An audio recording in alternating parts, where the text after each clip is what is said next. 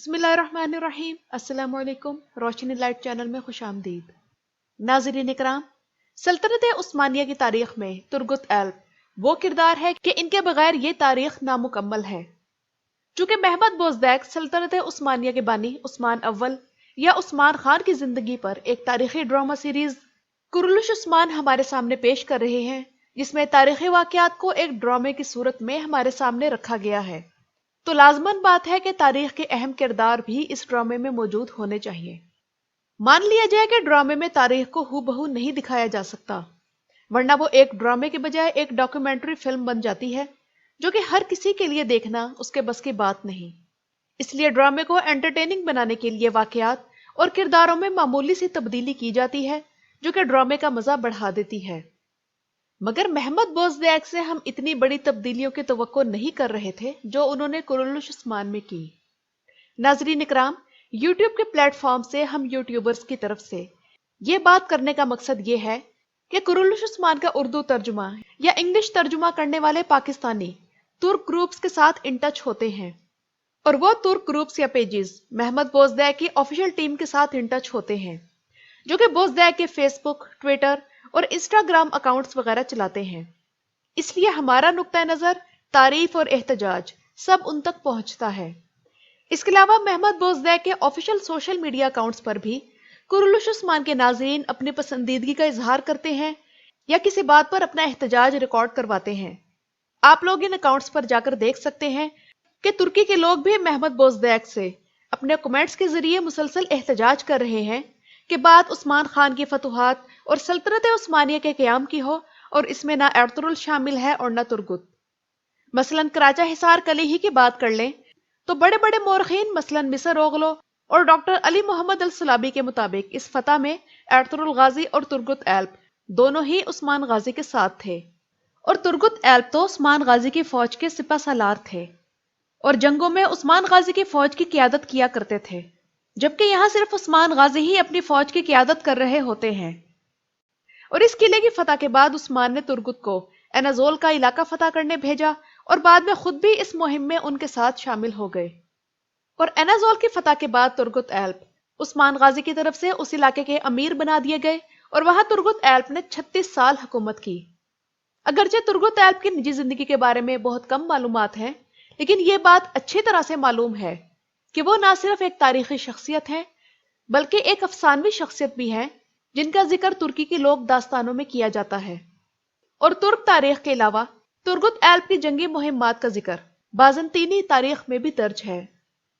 اب کراچا حصار کی فتح کا اتنا بڑا تاریخی ایونٹ کرولش عثمان میں پیش کیا جانے والا ہو اور ترگت ایلپ کا دور دور تک ذکر نہ ہو، یہ کیسے ممکن ہے؟ لیکن ناظرین اکرام، یہاں محمد بوزدیک کو سراسر الزام دینا زیادتی ہوگی، کیونکہ اداکاروں کے ساتھ شاید کوئی مسئلہ ہوتا ہے کہ وہ بوڑھا کردار نہیں کرنا چاہتے اور سمجھتے ہیں کہ ان سے ان کا لیول گر جائے گا یا ان کی ڈیمانڈ میں کمی واقع ہو جائے گی۔ اب میں آپ لوگوں کو اپنی اس بات کا ثبوت دیتی ہوں۔ مثلاً آپ ارطغرل کا کردار ادا کرنے والے اینگن نالتان کو لے لیں، جو سیزن 4 کے بعد ہی دلڈش ارطغرل چھوڑ کر جانا چاہتے تھے، مگر محمد بوزدیک نے بڑی مشکل سے انہیں 5ویں سیزن کے لیے منایا۔ اور اس کے بعد اگر آلتان کا ڈرامہ سیریز کرشن دی بلٹ، جو کہ انہوں نے فاکس ٹی وی کے لیے سائن کیا تھا، وہ فلاپ نہ ہوتا، تو آلتان کبھی نہ اپنے انٹرویو میں کہتے کہ اگر بوزدیک ان سے کوئی بات کرولش میں کام کرنے کے حوالے سے کریں گے تو وہ اس پر غور کریں گے، کیونکہ پہلے 5 سیزن میں ہیرو کی حیثیت سے دنیا کی بلاک بسٹر ڈرامہ سیریز کرنا اور پھر اس کے سیکول کرولش عثمان میں ایک سائیڈ رول لے کر بڑا کردار ادا کرنا ایک اداکار ہونے کی حیثیت سے بڑے حوصلے کی بات ہے۔ جبکہ آلتان کے مقابلے میں چنگیز جوشکن یعنی ترگت کی قسمت زیادہ اچھی نکلی، جنہیں دلڈش ارطغرل کے فوراً بعد ہی مین رول میں ملازگر 1071 نامی فلم میں کردار مل گیا، اور یہ فلم عالمی وبا کی وجہ سے اگرچہ صحیح طور پہ ریلیز بھی نہ ہو پائی تھی، مگر اس کے باوجود لاک ڈاؤن ختم ہونے کے بعد چند ہی دنوں میں اس نے بہترین کامیابی حاصل کی، اور ترکی میں چنگیز جوشکن کو بہت سراہا گیا۔ اور اس کے فوراً بعد انہیں سلطان یاوس سلیم نامی ڈرامہ سیریز میں 4 سیزنز کے لیے مین رول یعنی سلطان یاوس سلیم کا کردار مل گیا ہے، تو وہ اپنا مین رول چھوڑ کر ایک سائیڈ رول اور وہ بھی ایک بوڑھے کی حیثیت سے کرولش عثمان میں کیوں آئیں گے؟ چنگیز جوشکن یہ جانتے ہیں کہ یہ ان کے کریئر کا عروج ہے، اس موقع پر تو چھوٹے موٹے اداکار بھی ایسے ویسے رول نہیں لیتے، تو چنگیز جوشکن تو اب ایک انٹرنیشنل سٹار ہے۔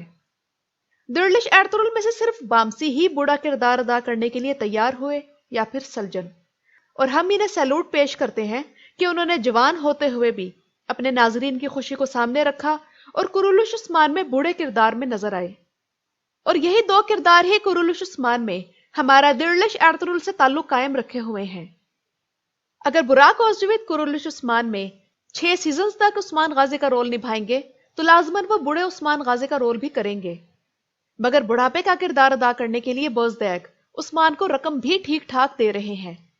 اور وہ اس وقت ہر قسط کا 1 کروڑ روپیہ معاوضہ لے رہے ہیں، جبکہ آلتان کو ہر قسط کا 50 لاکھ دیا جاتا تھا۔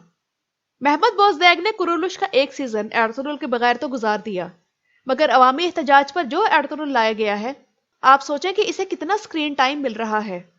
اور وہ عثمان کی فتوحات میں ان کا کس قدر ساتھ دے رہے ہیں۔ تو ایسا تھکا رول کیا آلتان سے توقع کر سکتے ہیں کہ وہ کر سکیں گے یا کرنا چاہیں گے؟ آپ لوگ خود ہی بتائیے۔ بات اگر ترگت کی جائے تو آپ کرولوش عثمان میں دیکھ سکتے ہیں کہ بوران یا گوکتوک کو کتنی اہمیت دی جا رہی ہے۔ یہ ساری صورتحال ہمارے سامنے ہے اور لازماً چنگیز جوشکن کے سامنے بھی ہوگی، اس لیے انہوں نے ایک پاکستانی چینل کو دیے گئے اپنے ایک انٹرویو میں صاف کہہ دیا کہ میں کرولوش عثمان میں نہیں آ رہا، اور سوال جواب کے سارے دروازے بند کر دیے۔ اس لیے اس معاملے میں بوزدیگ کو الزام دینا مناسب نہیں، کیونکہ ہر اداکار کی اپنی پرائیورٹیز ہوتی ہیں، اور وہ عوامی جذبات کے ساتھ ساتھ اپنے کریئر کو بھی سامنے رکھتا ہے۔ کیونکہ چنگیز جوشکن جانتے ہیں کہ کرولوش عثمان میں کام نہ کر کے ان کے کریئر پر کوئی فرق نہیں پڑتا، اور نئے ڈراموں اور تاریخی فلموں کے دروازے ان پر کھلے ہیں۔ چونکہ محمد بوزدیگ یہ بات جانتے تھے کہ یہ ڈرامہ یعنی کرولوش عثمان عثمان غازی کی زندگی پر مبنی ہے، اس لیے انہوں نے بھی زحمت نہیں کی کہ وہ آلتان سے یا چنگیز جوشکن سے کرولوش میں آنے کی بات کرتے، اور نہ ہی براک اوزجویت یہ پسند کرتے کسی اور کردار کو اس قدر امپورٹنس دی جائے۔ اس لیے محمد بوزدیگ نے یہ بہتر جانا کہ ایک اکیلے براک اوزجویت کے نخرے اٹھانا آسان ہوگا، بجائے اس کے کہ بڑے بڑے اداکار شامل کر لیے جائیں اور بوزدیگ ان کے درمیان میں پس جائیں، کیونکہ سکرین ٹائم کا نہ ملنا بہت بڑا مسئلہ ہے، اور حال ہی میں شیخ ایدب علی کا کردار ادا کرنے والے اداکار نے بھی سکرین ٹائم زیادہ نہ ملنے کی وجہ سے کرولوش عثمان چھوڑا۔ اس لیے ہم یہ سمجھ سکتے ہیں کہ محمد بوزدیگ براک اوزجویت کی ناراضگی مول نہیں لے سکتے، اس لیے کرولوش عثمان میں دکھائی جانے والی فتوحات جو اب ہیں یا آگے ہوں گی، ان میں بوزدیگ نے ایرترول اور ترگت کا کردار ایک طرف رکھتے ہوئے صرف براک اوزجویت پر ہی فوکس کر رکھا ہے۔ اس بارے میں آپ لوگوں کی کیا رائے ہے؟ مجھے کمنٹ سیکشن میں ضرور بتائیے گا۔ ویڈیو دیکھنے کا شکریہ۔